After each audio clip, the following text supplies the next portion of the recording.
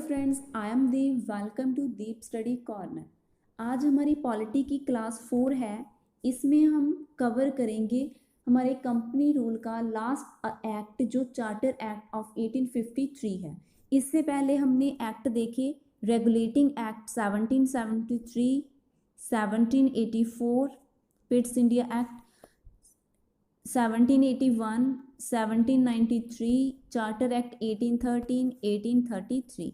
ये कुछ एक्ट हमने पिछली क्लासेस में कवर कर लिए हैं और हमारा एक एक्ट बचा है 1853 जो आज हम उसको कवर करेंगे। इसके साथ हमारा कंपनी रूल का जो टॉपिक है वो ओवर हो जाएगा और हम उसके कुछ क्वेश्चन भी डिस्कस करेंगे।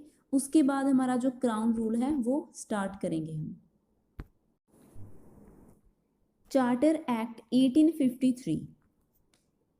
इससे पहले जो हमने एक्ट किया था चार्टर एक्ट 1833। इसमें क्या था, जो गवर्नर जनरल ऑफ बंगाल थे उनको गवर्नर जनरल ऑफ इंडिया बना दिया गया था और जो लॉर्ड विलियम बेंटिंक थे उनको गवर्नर जनरल ऑफ इंडिया बनाया गया था और उनके पास सिविल पावर्स आ गई थी, रेवेन्यू की पावर आ गई थी, मिलिट्री की पावर आ गई थी और कानून बनाने की, नियम बनाने की लेजिस्लेटिव पावर भी उनके पास आ गई थी। बॉम्बे एंड मद्रास की जो प्रेसिडेंसीज थी वहाँ पर भी नियम बनाने की पावर उनके पास आ गई थी। और जो गवर्नर जनरल की काउंसिल थी, जो गवर्नर जनरल की काउंसिल थी उनको बोला गया इंडियन काउंसिल, उसको बोला गया इंडियन काउंसिल। और जो गवर्नर जनरल की गवर्नमेंट थी उसको बोला गया government of India, government of India. अब 1853 में क्या हुआ कि जो गवर्नर जनरल की काउंसिल थी, काउंसिल उसमें कुछ जो काम थे, पहले वो नियम बनाने का काम करते थे, सारे काम इकट्ठे करते थे, लेकिन अब से क्या हुआ, उन काउंसिल को डिवाइड कर दिया गया, 2 पार्ट्स के अंदर डिवाइड कर दिया गया। अब बोला गया कि आपके लेजिस्लेटिव फंक्शन अलग हैं, आपके एग्जीक्यूटिव फंक्शन अलग हैं। लेजिस्लेटिव का मतलब है नियम बनाने का काम, एग्जीक्यूटिव का मतलब है नियम को एग्जीक्यूट करना, उनको इम्प्लीमेंट करवाने का काम। अब जो काउंसिल के मेंबर होंगे उनमें से कुछ मेंबर कानून बनाएंगे और कुछ मेंबर क्या करेंगे, उनको इम्प्लीमेंट करवाएंगे।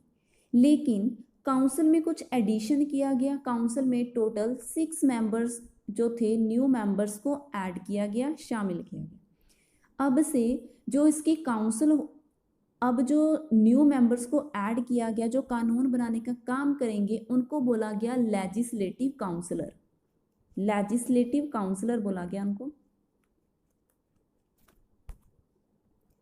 और जो गवर्नर जनरल की पूरी ये लेजिस्लेटिव काउंसिल अलग हो गई थी, इन पूरी की पूरी काउंसिल को बोला गया Indian legislative council, Indian legislative council.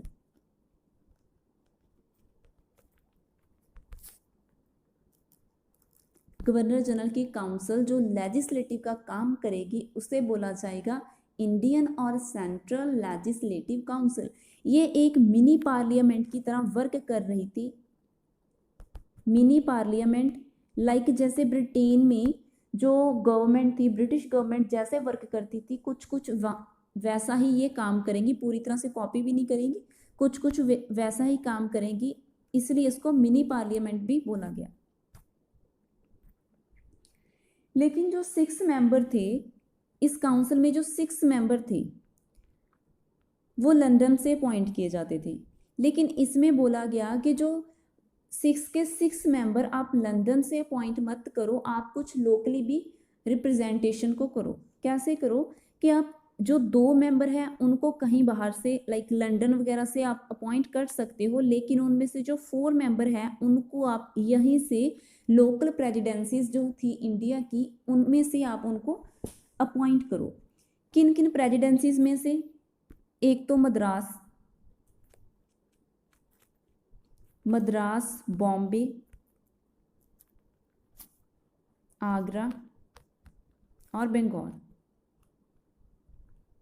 Madras, Bombay, Agra and Bengal, इन 4 प्रेसिडेंसीज में से आप एक एक मेंबर को उठाओ और इसमें शामिल करो, तो टोटल हो गए 2 + 4 6 मेंबर काउंसिल के अंदर अब नियम बनाएंगे जिसको बोला जाएगा लेजिस्लेटिव काउंसलर। और इसमें जो कंपटीशन की बात की गई थी कि ओपन कंपटीशन को 1833 के अंदर ऐसा सुझाव दिया गया था कि हमें 1833 चार्टर एक्ट 1833 के अंदर बोला गया था कि हमें ऐसा सिस्टम इंट्रोड्यूस करना चाहिए जहां पर ओपन कंपटीशन रखा जाएगा। अगर हमने सिविल सर्विसेज के अंदर किसी भी सर्वेंट्स को रिक्रूट करना है, सिलेक्ट करना है, वहां पर इंडियंस भी हो सकते हैं, उनको डीबैर नहीं करा जाएगा, किसी भी ऊंचे ओहदे पर उनको नहीं रोका जाएगा। लेकिन जो कोर्ट ऑफ डायरेक्टर्स थे उन्होंने इस चीज़ में अपनी ऑब्जेक्शन दिखाई थी, जिस वजह से ऐसा हो नहीं पाया था। लेकिन 1853 के अंदर फिर से ओपन कंपटीशन सिस्टम इंट्रोड्यूस कर दिया गया था सिलेक्शन करने के लिए किसी भी सिविल सर्वेंट्स की। अब क्या बोला गया कि जो कोविनेंटेड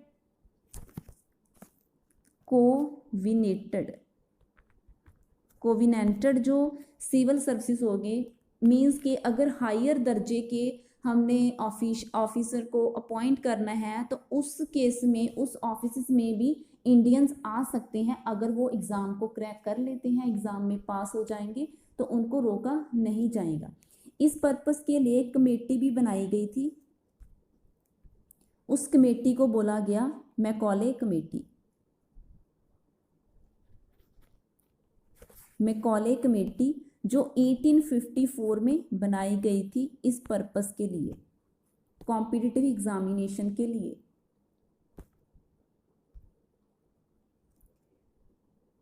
और जो कंपनी का रूल था, जो ईस्ट इंडिया कंपनी का, पहले तो उनके पॉलिटिकल फंक्शंस ख़त्म कर दिए गए, फिर उनके कमर्शियल फंक्शन ख़त्म कर दिए गए, और वो 1833 में प्योरली एडमिनिस्ट्रेटिव बॉडी बन के रह गई थी, प्योरली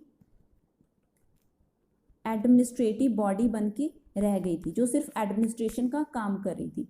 1853 में जो कंपनी का रूल था कि अब कुछ टाइम पीरियड तक कंपनी और रूल कर सकती है, इंडिया की टेरिटरीज को कुछ पर्टिकुलर पीरियड के लिए वो पोजेस कर सकती है, लेकिन अनसर्टेन पीरियड के लिए। यहाँ पर कोई पीरियड फिक्स नहीं किया गया था, कोई टाइमलाइन को फिक्स नहीं किया गया था कि कब तक के लिए।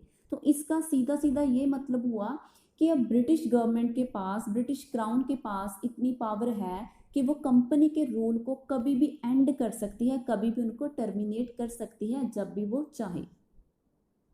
समझ में आया तो अब हम पढ़ लेते हैं। Legislative and executive function of governor general की काउंसिल के सेपरेट कर दिए गए थे, जैसा हमने पढ़ा। और जो सेपरेट कर दिए गए थे, जब 6 न्यू मेंबर्स ऐड होंगे तब इनको बोला जाएगा काउंसलर, लेजिस्लेटिव काउंसलर बोला जाएगा उनको।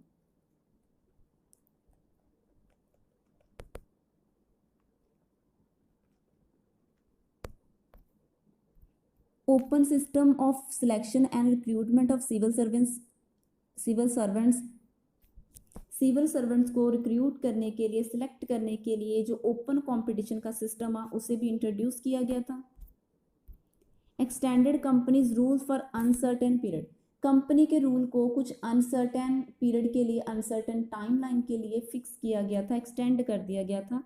Introduce local representation in Indian legislative council, India की जो लेजिस्लेटिव काउंसिल है, जैसे कि 6 मेंबर थे, उनमें से 2 लंदन से अपॉइंट किए जाएंगे और जो 4 थे वो लोकल रिप्रेजेंटेशन में से ही अपॉइंट किए जाएंगे, लोकल प्रेजिडेंसीज में से। और जो 4 प्रेजिडेंसीज थी वो अपनी याद रखनी है, मद्रास, बॉम्बे, बंगाल एंड आगरा। यहाँ से एक एक मेंबर को अपॉइंट किया जाएगा। अब हम कुछ क्वेश्चन को डिस्कस कर लेते हैं। Which of the following is not the feature of Regulating Act of 1773? यहाँ पर बोला गया है कि इनमें से कौन सा फीचर रेगुलेटिंग एक्ट ऑफ 1773 का नहीं है। पहले तो आपने ये देखना है कि क्या पूछा गया है पूछा गया या नहीं है पूछा गया, नॉट पूछा गया है। तो इनमें से कुछ फीचर होंगे जो 1773 के एक्ट के होंगे, लेकिन कोई एक फीचर होगा जो इस एक्ट का नहीं होगा उसको आपने आइडेंटिफाई करना है।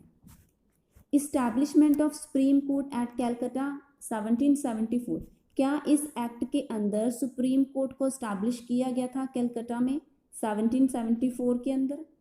और इस एक्ट के under made the governor of Bombay and Madras subordinate to governor general of Bengal, क्या जो बॉम्बे एंड मद्रास के गवर्नर थे वो गवर्नर जनरल ऑफ बंगाल के सबॉर्डिनेट बन गए थे। Created board of control, board of control जो कि ब्रिटिश पार्लियामेंट को, ब्रिटिश गवर्नमेंट को रिप्रेजेंट करेगा, क्या वो क्रिएट कर दिया गया था जो पॉलिटिकल अफेयर देखेगा कंपनी के। Created executive council for governor general of Bengal, जो गवर्नर जनरल ऑफ बंगाल बन गए थे क्या उनके लिए एक एग्जीक्यूटिव काउंसिल क्रिएट की गई थी इनमें से? मैंने आपके लिए क्वेश्चन रीड कर दिया है, इसमें से कौन सा करेक्ट नहीं है वो आप कमेंट सेक्शन में बताएंगे। जो पीपीएससी के एग्जाम होते हैं उसमें स्टेटमेंट वाले क्वेश्चन बन के आते हैं, जो अदर एग्जाम होते हैं उनमें वन लाइनर भी आ सकते हैं। तो अगर आप पीपीएससी के लेवल के क्वेश्चन को करेंगे तो आपके लिए कोई उससे आसान पेपर को अटेम्प्ट करना इजी हो जाएगा। Political and commercial functions of company were separated under which act, किस एक्ट के अंदर जो पॉलिटिकल एंड कमर्शियल फंक्शन थे कंपनी के पॉलिटिकल फंक्शन अलग होंगे, कमर्शियल फंक्शन अलग होंगे, ऐसा किस एक्ट के अंदर बोला गया? Regulating act of 1773, Pitt's India act of 1784, charter act of 1793, charter act of 1813। Who was the last governor general of Bengal, Bengal के जो लास्ट गवर्नर जनरल ऑफ कौन थे? Warren Hastings, lord Cornwallis, lord William Bentinck and William Pitt's. Friends, इन question का answer आपने comment section में करना है सो दैट आपको पता लग सके कि आपने कितना टॉपिक आपका प्रिपेयर हुआ या नहीं हुआ। तो अब तक के लिए इतना ही। Thanks for watching.